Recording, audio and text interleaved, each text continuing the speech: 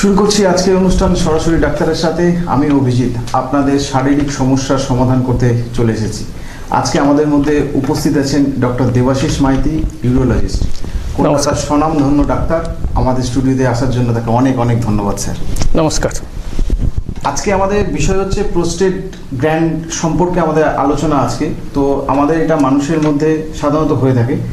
তো সাধারণ মানুষের কখন হয়, কিভাবে হয়, এটা কেন হয়, আমাদের মনে নানান কোশ্চেন থাকে, বাট আমরা প্রপার গাইডলাইনটা পাই না। তাই আমাদের কাছে প্রপার গাইডলাইন দেওয়ার জন্য আমাদের স্টুডিওতে আজকে ডক্টরবাবু হিসেবে উপস্থিত হয়েছেন। তো ডাক্তারবাবু, এই রোগটা প্রোস্টেট যেটা বলছেন, গ্ল্যান্ড বৃদ্ধি যেটা হয়, এটা সাধারণত কাদের হয়? প্রথমেই বলে রাখি, কিছু ভুল ধারণা আছে যে প্রোস্টেট গ্ল্যান্ড এটা কি ছেলেদের হয় না মেয়েদেরও হয়। মেয়েদের এটা হয় না। প্রোস্টেট গ্ল্যান্ড প্রত্যেকটি ছেলেরই আছে। Usually after the age of 50, 50-এর পর থেকে প্রোস্টেট গ্ল্যান্ড বাড়তে শুরু করে। 50, 60, 70, 80 বছর বয়সে গিয়ে আরও বেশি বাড়বে। সো বয়স বাড়ার সাথে সাথে প্রোস্টেট গ্ল্যান্ড বাড়তে শুরু করে। আচ্ছা, এটা তো আপনি বলেন 50 বছরের পর লক্ষ্য করা যায়। এটা কি কোনো তার আগে হওয়ার কোনো লক্ষণ বা কিছু হলে বা কিভাবে বোঝা যাবে? একটা স্ট্যাটিস্টিক্স যদিও আমাদের দেশে নেই, আমেরিকা, ইউরোপের ওদের যে স্ট্যাটিস্টিক্স, 35 থেকে 50 এই এজ গ্রুপে 8% লোকের প্রস্টেট এনলার্জমেন্ট হওয়ার চান্স আছে, কিন্তু আমাদের দেশে এরকম কোনো স্ট্যাটিস্টিক্স নেই। আচ্ছা, এই লক্ষণটা কি, মানে এই রোগের প্রোস্টেট গ্ল্যান্ড বৃদ্ধির এই লক্ষণগুলো কি কি? 50 বছরের পর থেকে যখন প্রস্টেট বাড়তে শুরু করে, এই রকম নয় যে যত বেশি ওয়েট হবে তত বেশি লক্ষণ নিয়ে আসবে। প্রচুর পেশেন্ট পাই প্রস্টেট ওয়েট, নর্মাল প্রস্টেটের ওয়েট 20 গ্রাম।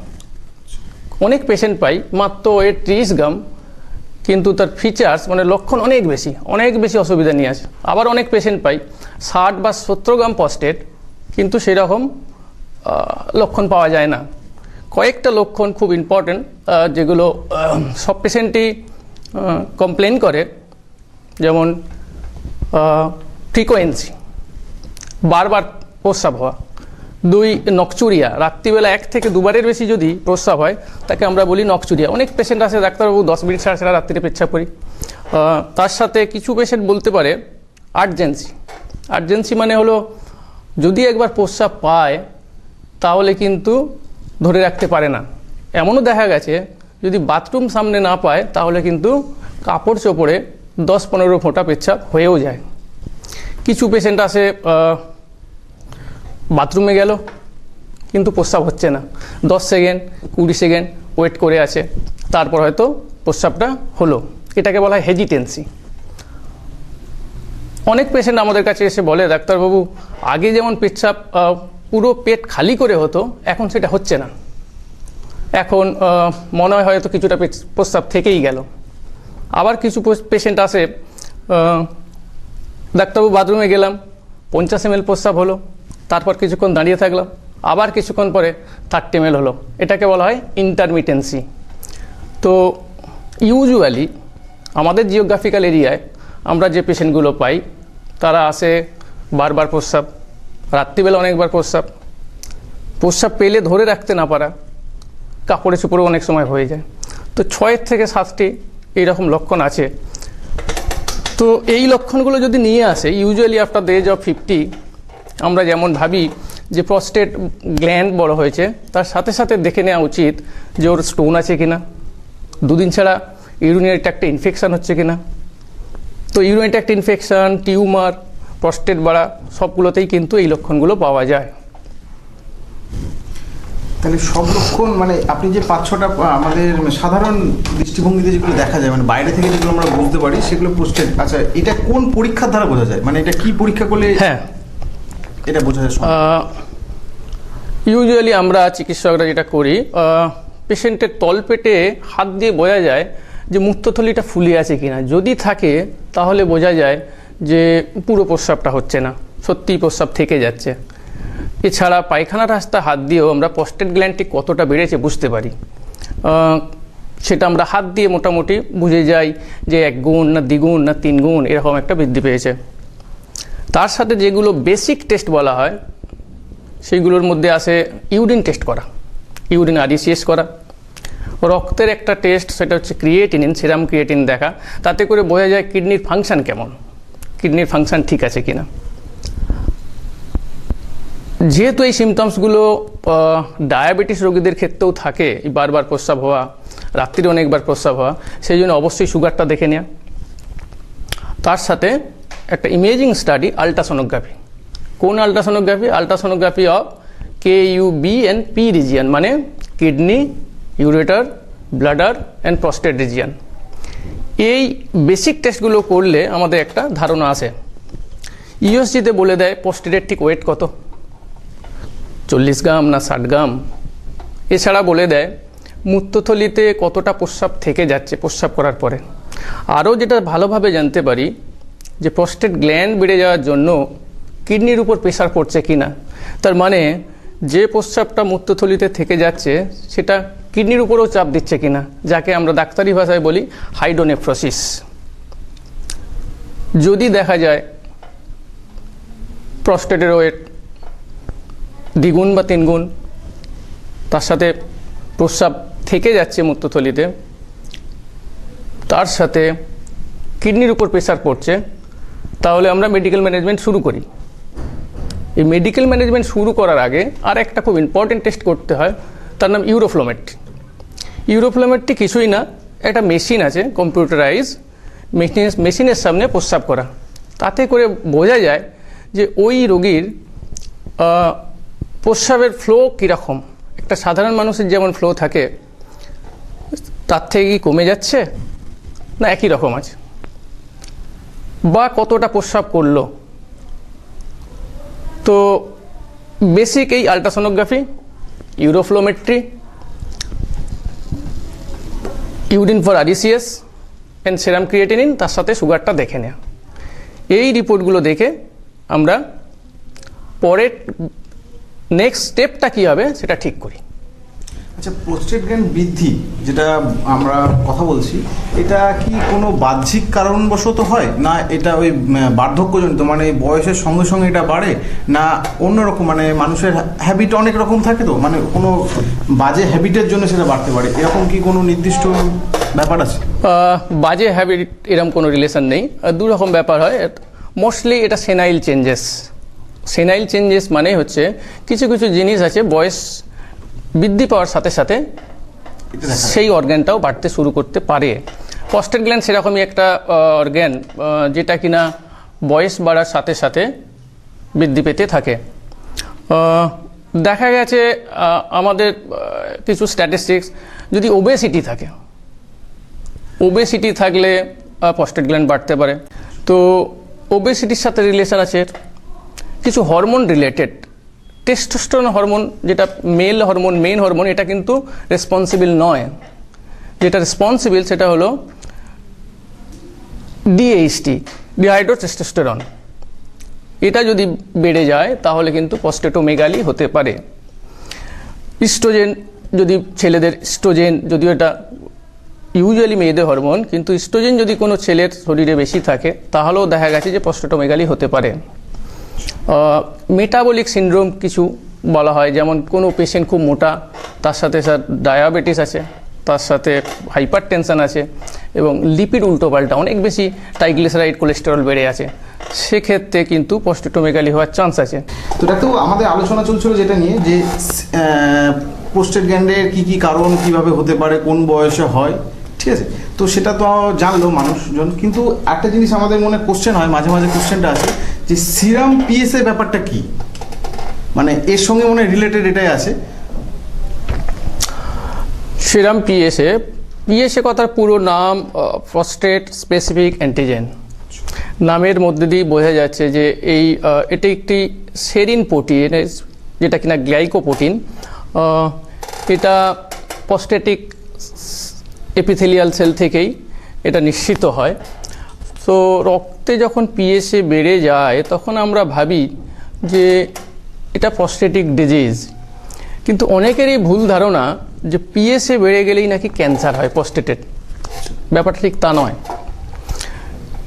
PSA প্রস্টেটের যদি ইনফ্লামেশন থাকে, যেটা কিনা প্রস্টাটাইটিস করে, সেক্ষেত্রেও বাড়তে পারে। অ্যাকুট প্রস্টাটাইটিসেও বেড়ে যায়, বিনাইন এনলার্জমেন্টেও বাড়তে পারে, ক্যান্সার হলেও বাড়তে পারে। তার মানে এই নয় যে পিএসএ বেড়ে গেছে মানেই prostate cancer. Normal value of PSA 1 to 4 nanogram per ml।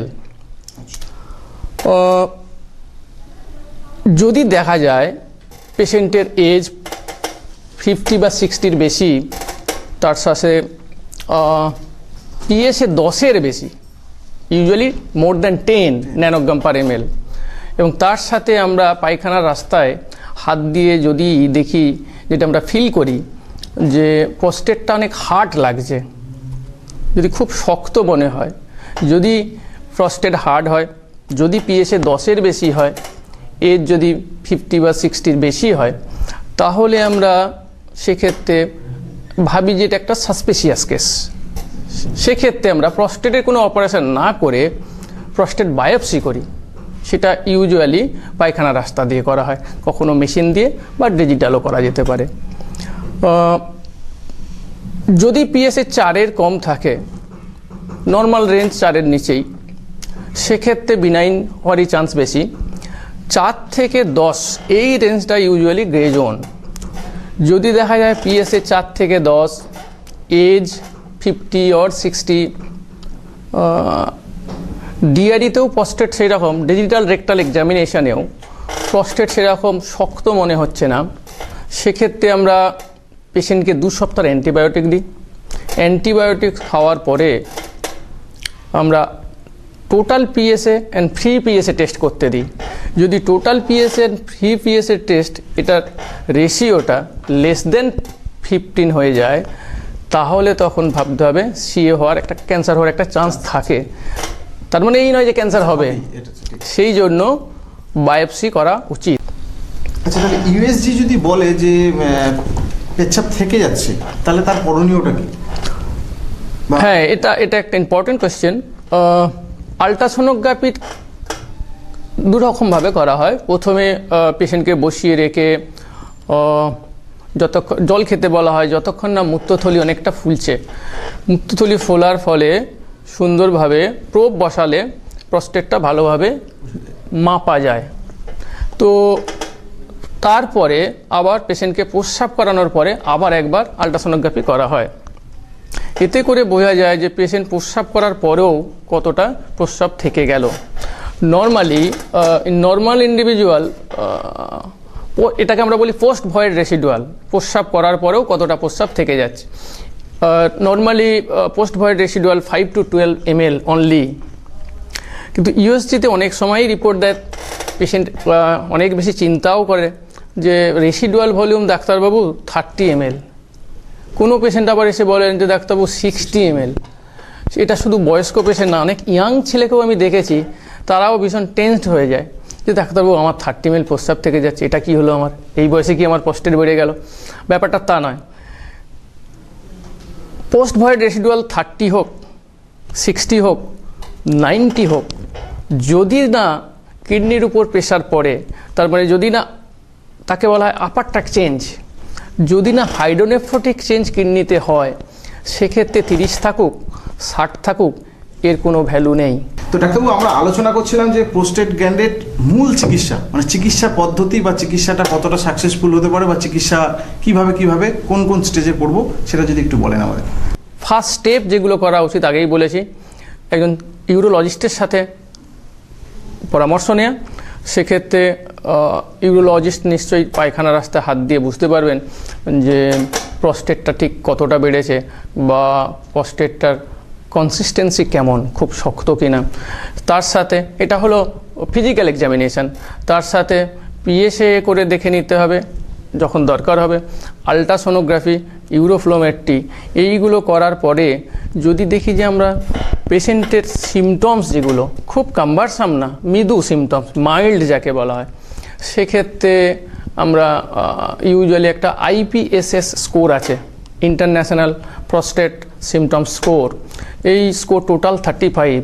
যদি দেখা যায় যে এটা 7 পর্যন্ত স্কোর, তাহলে আমরা পেশেন্টকে অপশান দিতে পারি ওয়াচফুল ওয়েটিং, যদি না প্রস্টেট খুব বেশি বড় থাকে, যদি সিমটমস খুব কম থাকে। যদি দেখা যায় যে সিমটমস পেশেন্ট অনেক বেশি সিমটোম্যাটিক, কাম্বারসাম সিমটমস, পেশেন্ট পাচ্ছে না সিমটমসগুলো কন্ট্রোল করতে, সেক্ষেত্রে ইউরোফ্লোমেট্রি রিপোর্ট, প্রস্টেটের ওয়েট, টিএসএ ভ্যালু এবং আপার ট্র্যাক্ট চেঞ্জ মানে কিডনিতে হাইড্রোনেফ্রোসিস আছে কিনা এগুলো আমাদের দেখতে হবে। এইগুলো দেখার পরেই যে অপারেশন লাগবে তাও নয়। এক্ষেত্রে দুটো অপশান, একটা মেডিকেল ম্যানেজমেন্ট এবং একটা সার্জিক্যাল ম্যানেজমেন্ট। আমরা ইউরোফ্লোমেট্রি, আমরা আলট্রাসোনোগ্রাফি রিপোর্ট, কিডনির কন্ডিশন এগুলো দেখে পেশেন্ট এবং পেশেন্ট পার্টির সাথে ডিসকাস করি এবং তাদের অপিনিয়ন দিই যে এই অবস্থায় কি করা উচিত, মেডিকেল ম্যানেজমেন্ট আর সার্জিক্যাল ম্যানেজমেন্ট। প্রথমেই বলি কখন সার্জিক্যাল ম্যানেজমেন্ট লাগে। সব পেশেন্টই ভাবে প্রস্টেট বাড়লেই বুঝি এবার গেল অপারেশন করতে হবে, তা নয়। যদি দেখা যায় প্রস্টেট বেড়ে যাওয়ার জন্য পেশেন্ট খুব সিমটোম্যাটিক বা বারবার প্রস্রাব বন্ধ হয়ে যাচ্ছে, যাকে ইউরিনারি রিটেনশন বলে, বা প্রস্রাবের সাথে বারবার রক্ত বেরিয়েছে, হিমাচুরিয়া বলে, বা দুদিন ছাড়া ইনফেকশান হচ্ছে, বা প্রস্টেট বেড়ে যাওয়ার জন্য মূত্রথলিতে স্টোন হয়ে গেল বা কিডনিতে স্টোন হয়ে গেল এবং কিডনিতে hydronephrotic change. So these are the indications where surgical treatment required. তখনই দরকার হয়। সার্জিক্যাল ট্রিটমেন্টের দুটো ভাগ আছে, সেটা আসছে তার আগে একটু মেডিকেল ম্যানেজমেন্ট বলে নিই। যদি দেখা যায় যে প্রস্টেটের ওয়েট 40, 50 বা 60 grams, PVR residual volume, post void residual যদি খুব বেশি নাও থাকে বা আপার ট্র্যাক্ট চেঞ্জ হাইড্রোনেফ্রোসিস না থাকে, সেক্ষেত্রে আমরা দুই রকমের ওষুধ দিয়ে থাকি। একটা বলা হয় আলফা ব্লকার। আলফা ব্লকার অনেক রকমই ওষুধ বেরিয়ে গেছে, সব জায়গাতেই অ্যাভেলেবেল। যদি দেখা যায় যে প্রস্টেটের ওয়েট 30 গ্রামসের নিচে এবং পিএসএ 1.5 কম, সেক্ষেত্রে আমরা সিঙ্গেল ড্রাগ দিতে থাকি, সেটা আলফা ব্লকার। যদি দেখা যায় প্রস্টেটের ওয়েট 30 গ্রামসের বেশি এবং পিএসএ 1.5 বেশি এবং পেশেন্ট অনেক বেশি সিমটোম্যাটিক, সেক্ষেত্রে আমরা আর একটা ড্রাগ জুড়ে দিই, তাকে বলা হয় ডিউটাস্টেরয়েড, ইউজুয়ালি ফাইনাস্টেরয়েড আর ডিউটাস্টেরয়েড, আমরা ডিউটাস্টেরয়েড জুড়ে দিই। সেক্ষেত্রে দেখা গেছে যে কম্বাইন্ড ড্রাগ আলফা ব্লকার এবং তার সাথে ডিউটাস্টেরয়েড, সেক্ষেত্রে পেশেন্টের সিমটমস অনেক বেশি ইমপ্রুভ করে। এবার আছে সার্জিক্যাল ট্রিটমেন্ট। সার্জিক্যাল ট্রিটমেন্ট দু রকম, একটা মিনিমাল ইনভেসিভ সার্জারি এবং একটা ওপেন সার্জারি। আজকালকার দিনে খুব বেশি আর ওপেন সার্জারি করতে লাগেই না, প্রস্টেটে বিশেষ করে। মিনিমাল ইনভেসিভ সার্জারির মধ্যে সবাই মনে হয় জেনেও গেছে সার্জারির নাম, যেটা ইউরেথ্রা দিয়ে করা হয়, এটাকে বলা হয় endo uro surgery, TURP, trans urethral resection of prostate. এছাড়া প্রস্টেট যদি অনেকটা বড় হয়, 75 গ্রামসের বেশি, সেক্ষেত্রে এখন লেজারও অ্যাভেলেবেল, তবে লেজার এখন সব জায়গায় অ্যাভেলেবেল না। যদি দেখা যায় প্রস্টেটের ওয়েট অনেক বেশি, মোর দ্যান 100 গ্রামস, বা অনেক বড় স্টোন হয়ে আছে মূত্রথলিতে, সেক্ষেত্রে বা লেজার অ্যাভেলেবেল না, সেক্ষেত্রে ওপেন প্রস্টেটেক্টমি করতে হয়। এই গেল বিনাইন এনলার্জমেন্ট অফ প্রস্টেট, তার ট্রিটমেন্ট। কিন্তু যদি দেখা যায় যে পিএসএ অনেক বেশি, প্রস্টেট একদম শক্ত, স্টোনি হার্ট, পাথরের মতো শক্ত, সেক্ষেত্রে একটা সাসপিসিয়াসনেস থাকে এই ক্যান্সারের। সেক্ষেত্রে আমরা প্রস্টেট বায়োপসি করি আগে। বায়োপসিতে যদি দেখা যায় হ্যাঁ সত্যিই ক্যান্সার বললো, সেক্ষেত্রে আমরা গিলিসন্স গ্রেড বলে একটা গ্রেড করি। সেই গ্রেড দেখে আমরা আগাই যে প্রস্টেট ক্যান্সার হ্যাঁ কি না। প্রস্টেট ক্যান্সার দেখার পরে আমরা ওই ক্যান্সার ছড়িয়েছে কিনা দেখি গোটা অন্য কোনো অংশে, সেক্ষেত্রে বোন স্ক্যান করা হয়। যদি বোন স্ক্যানে দেখায় যে হ্যাঁ অনেক অন্যান্য অর্গ্যানেও ছড়িয়ে গেছে, ইউজুয়ালি ফার্স্ট স্প্রেড করে বোনসে, হাড়ে, সেই জন্যই বোন স্ক্যান করা হয়। তো যদি বোন স্ক্যান করে দেখা যায় যে অন্যান্য অর্গ্যানেও ক্যান্সার ছড়িয়ে গেছে, তাহলে কিন্তু আর অ্যাকচুয়াল যে প্রস্টেটেড সার্জারি, রেডিক্যাল প্রস্টেটেক্টমি, সেটা করা হয় না।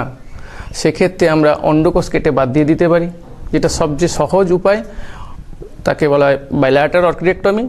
টেস্টিস দুটো কেটে দিলেই যেহেতু টেস্টোস্টেরনের সাপ্লাই কমে যায়, তাহলেও দেখা গেছে পেশেন্টের 5 to 7 ইয়ার সার্ভাইভাল মোরলেস থাকেই। এছাড়াও কেমোথেরাপি আছে, কিছু নতুন ড্রাগও এসছে, সেগুলো আমরা ইউজ করতে পারি, যদিও সার্ভাইভাল খুব একটা বেশি না। তবে আবারও বলি যে প্রস্টেট গ্ল্যান্ডের এনলার্জমেন্ট এটা কিন্তু সব পেশেন্টেরই 50-60 বছরের পর থেকে হতেই থাকবে। অনেক পেশেন্ট দেখা গেছে যে সিএ প্রস্টেট আমরা ধরতেই পারিনি, তাতেও পেশেন্ট 80-90 পর্যন্ত বেঁচে আছে উইদাউট এনি ট্রিটমেন্ট। সেই জন্য প্রস্টেট যদিও ক্যান্সারও হয় দেখা গেছে, though we say it is prostate cancer but behave like benign disease. তো আমাদের প্রস্টেট নিয়ে আলোচনা চলছে বা হচ্ছে ঠিকই, তবে আমাদের আরেকটা জেনে নেওয়া উচিত যে প্রস্টেটে যখন স্যার অপারেশন করা হয় বা অপারেশনের ব্যয়বহুলতা কতটা, কারণ যেহেতু সাধারণ মানুষের সবচেয়ে বড় প্রথম কোশ্চেন থাকে এটার খরচ কতটা ম্যাক্সিমাম সাপেক্ষ হতে পারে। আচ্ছা, একটু বলে রাখি, কলকাতার যে টিচিং হসপিটালগুলো RG Kar, NRS medical college, PG, national medical college, সব জায়গাতেই এখন প্রস্টেটের সব রকম অপারেশনই অ্যাভেলেবেল। যদি গরিব পেশেন্ট হয় তাহলে কিন্তু আমি দেখেছি যে অনেকেই জানে না, ওরা ভাবে বুঝি প্রস্টেটের অপারেশন আমাদের দেশে হয় না, আমাদের এরিয়াতে হয় না, অনেকেই দেখলাম সাউথে চলে যায়। তো আবারও বলি সবার জন্য, যদি গরিব পেশেন্ট হয় তাহলে কলকাতার যে 5টি কলেজ আছে যেখানে যেটা টিচিং হসপিটাল, সব কলেজে ইউরোলজি ডিপার্টমেন্ট আছে, আপনারা গিয়ে যোগাযোগ করতে পারেন। তো ডাক্তারবাবু, আমরা তো প্রস্টেট নিয়ে অনেক আলোচনা করলাম, তো এই প্রস্টেট নিয়ে আপনি সাধারণ মানুষ তাদেরকে আপনি কি মেসেজ দেবেন? Prostate enlargement after the age of 50 সমস্ত মেল ইন্ডিভিজুয়ালদের ক্ষেত্রেই প্রস্টেট এনলার্জমেন্টটা হতে শুরু করে। 50 থেকে 60, 60 থেকে 70, 70 থেকে 80। কোনো পেশেন্টের অনেক বেশি লক্ষণ নিয়ে আসতে দেখি, আবার কোনো পেশেন্টের খুব মিনিমাল কিছু সিমটমস থাকে। তো যেহেতু এটা সেনাইল চেঞ্জেস, সব মেল ইন্ডিভিজুয়ালসেরই আস্তে আস্তে প্রস্টেট বৃদ্ধি পাবে 50-এর পর থেকে, তো এটা নিয়ে ভাবার কিছু নেই। তার কারণ হচ্ছে সবারই তো বৃদ্ধি পাবে। আমার দাদুর প্রস্টেট বৃদ্ধি পেয়েছে, আমার বাবারও এখন এজ 67, বাবারও প্রস্টেটের ওয়েট 45 গ্রামস। তো সবাইরই প্রস্টেট বাড়তে থাকবে। তার মানেই এই নয় যে প্রস্টেট বেড়ে গেল মানে হায় কি হয়ে গেল, এক্ষুনি বুঝি সার্জারি করতে হবে, তা নয়। অবশ্যই আপনারা ইউরোলজিস্টের সাথে দেখা করুন, তারা নিশ্চয়ই আপনাকে এক্সামিন করে দেখবেন। তার সাথে কিছু টেস্ট করতে হবে, আলট্রাসোনোগ্রাফি, ক্রিয়েটিনিন, ব্লাড সুগার, এই বেসিক টেস্টগুলো করার পরে যদি মনে হয় যে প্রস্টেটের ট্রিটমেন্ট দরকার, তার মানেই এই নয় যে সব পেশেন্টেরই প্রস্টেটের ট্রিটমেন্ট লাগবে। রিপোর্ট দেখার পরে যদি মনে হয় ট্রিটমেন্ট করার দরকার, তো সব রকম ট্রিটমেন্টই এখানে অ্যাভেলেবেল। সবশেষে বলি, সবাই সুস্থ থাকুন, ভালো থাকুন, অন্যদের ভালো রাখুন। ভারতবাসীর জয় হোক। সারে জাহাঁ সে আচ্ছা হিন্দুস্তান হামারা।